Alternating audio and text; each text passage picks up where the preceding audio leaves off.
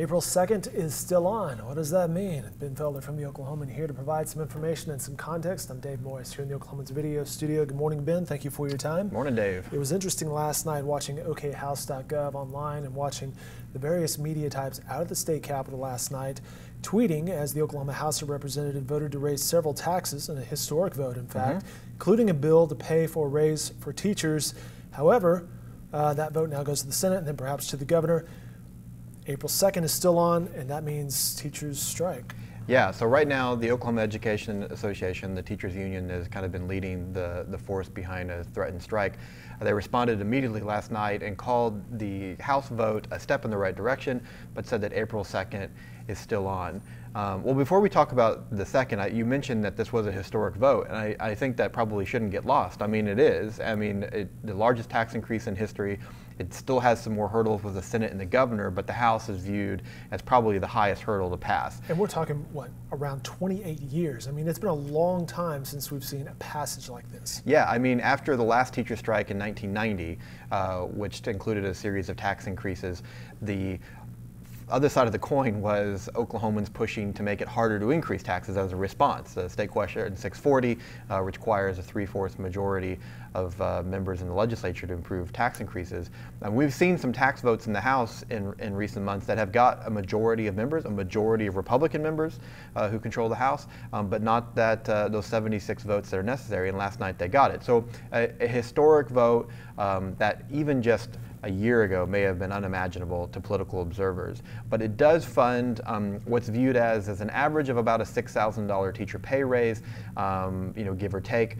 It also includes a $2,000 pay raise for state employees. State employees have joined in the strike threat and advocating for more funding for pay. It also includes about $1,200 for school support staff. Now, the OEA's demands are well over $800 million in the first year. They include a $10,000 teacher pay raise, $5,000 pay raise for school support staff, and more money for state employees. So yes, it doesn't get everything that they're asking for, and they said as much last night and said that April 2nd is the date. You know, just as an observer of how this is going, I would imagine that the OEA would be willing to negotiate down at some point. I mean, they say they aren't, but I mean, when you look at how these things usually happen, let's say that the strike is underway, would they be willing to take less than a $10,000 pay raise, $8,000? Just me throwing out a number. It's possible, but they're probably going to be willing to negotiate post-strike rather than pre-strike. At this point, we're going to strike unless we get everything we want. And you know, I think in a way this is also kind of a freight train that's been headed towards Monday for so many weeks that it's hard to stop. Short of them getting everything that they want, it would be a challenge to mobilize their membership and say, A, we're going to take a deal that didn't get everything that we demanded so forcefully in the last few weeks. And B, there's been such a lot of, preparation, everything from teachers planning, sign-making parties, working with their class to get ready for a break. I mean, you imagine that the OEA has rented buses and reserved parking lots. If nothing else, this will be a scream in the pillow moment for teachers on Monday that it seems like they're determined to do. Chatting with Ben Felder from the Oklahoman about what is going on with potential teacher strikes scheduled for Monday, April 2nd. As you mentioned, via social media, we have heard from OEA, the Oklahoma Education Association, and the OPEA, the Public Employees Association, both indicating, hey, this is not specifically what we asked for, meaning the vote last night that passed the House. Yeah, you're talking about kind of two competing groups, unions, so to speak. One, the latter group that stood with Speaker McCall last week and advocating for a pay raise plan, probably was a little bit more complimentary of this proposal in the sense that, like, hey, this is a great first step. This is the direction we want to go into. And once again, OEA has been the one that has made the more forceful demands. What's interesting is while OEA is standing firm to its, hey, we have the ask that we have or the ask that we want, and we're not going to accept anything short. And that's the tactic that you would expect them to take, as they're the ones that are threatening to strike. Other education advocates and groups have been, have praised this. I mean, State Superintendent Joy Hoffmeister came out last night and said, this is great. It's a historic level of bipartisanship.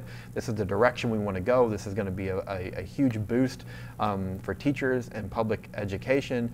You saw a lot of other education advocacy groups that once again said, hey, this is the first step. We don't want to stop here, but I think recognized the the monumental step that this was, and I don't want to imply that OEA doesn't recognize this, but once again, they're sitting at the bargaining table, so their posture is going to be different than, say, Superintendent Hofmeister. Let's talk scenarios here. If the Senate passes this, if the governor signs it, and could happen this week, could not, and the teachers still strike, what scenarios are we looking at here? What are some things that we might want to prepare ourselves for? Well, I think the House and the legislature is probably they're going to view this in the historical context. They're going to know that this was an in-the-trenches fight, and they're going to say, hey, we just did quite a bit. And the question is going to be, A, what more does the OEA need beyond just, do they need to see all their demands met? Do they need to see it moved a little bit more? And then the other side, B, is the legislature going to feel like, hey, we just did so much, what else can you expect us to do? Because it was quite a heavy lift to get the votes that they got last night. And so that'll be what the showdown comes down to. And I think once, it's one thing to speculate what a strike will look like, but it's hard to imagine what the environment will look like and how that will impact things going forward. And what I mean by that is once there's a rally, once teachers are gathering at the Capitol, once there's a national media spotlight, and I think we're going to see quite a bit of that. West Virginia had their strike a few weeks ago. I think the national media covered it fairly well from the beginning, but there was some criticism, or maybe a sense with some outlets that maybe we should have been there from the beginning with more force. A teacher strike in this politically charged world we live in is kind of good television. I expect you're going to see the national outlets here from day one, the day before, if they're not already here. So I think that's going to kind of add fuel to the fire. It's going to be interesting. Some people have been critical of the OEA for not really being the leaders on this, that they've kind of been led by teachers, by a grassroots movement. So does that continue? If the OEA is willing to say, hey, we'll take this deal in front of us, but our teachers on social media saying not good enough. So there's a lot of things that we don't know. How much energy does the strike carry with it? After a few days, are some teachers like, hey, we've got a $6,000 pay raise approved, let's get back to the classroom? Because I think a lot of teachers, even those who are ready to strike, are still really eager to stay in the classroom. I mean, they want to do their job. It's for many of them, it's their calling. They love what they do, and I think they recognize also the impact that this has on students. You've been doing a lot of reporting on this leading up to it. Let me ask you this: what have you learned? How are teachers preparing for the strike, and how are families preparing for the strike? Yeah, so families right now are figuring out what do they do with their kids, and depending on your household, that could look like a few different things. You reach out to some people in childcare organizations and businesses, and they'll tell you, hey, for some families, this is going to be a financial strain. I mean, now you're talking about, for many of these families, they have to worry about before and after school care, but now you're talking about paying for daycare over the course of the whole day. We just came off of spring break for most school districts, and you talk to some families, they say, hey, we planned vacations or time off at the very least around spring break, so we didn't have to pay child care, and now we're going to have to do it again. And I've talked to some in some recent stories that are saying, I can't take off to work again. So you are seeing some families that may not have as much means as others kind of scrambling a little bit.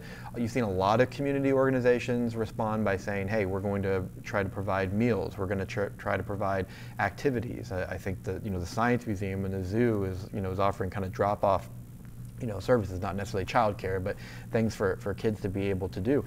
Teachers that I talk to are cramming this week, not knowing how long they're going to be out. I talked to some teachers who said, I'm kind of trying to set up my students with an online portal. There's a software that allows students to work at home that one teacher said there's a 30-day free trial, so I signed my kids up. Hopefully this doesn't last more than 30 days because I can't afford it, but it gives the parents and the students a chance to stay up on some things, especially as we enter the testing window. So for these testing grades, this is the time they're preparing heavily for tests, and the idea of being out of school, it's kind of scary for a lot of educators. But most major school districts have said that we're still going to provide free meals, whether that means they're going to bus kids to the cafeterias. Oklahoma City says they're going to have a mobile food site, using its buses as kind of a mobile meal site. And so there's been a lot of attention given to the impact of families. And that's kind of, and school leaders will tell you, we're in the business of serving children and families, and I don't think they're ignoring that responsibility, even though they may be closed for the foreseeable future.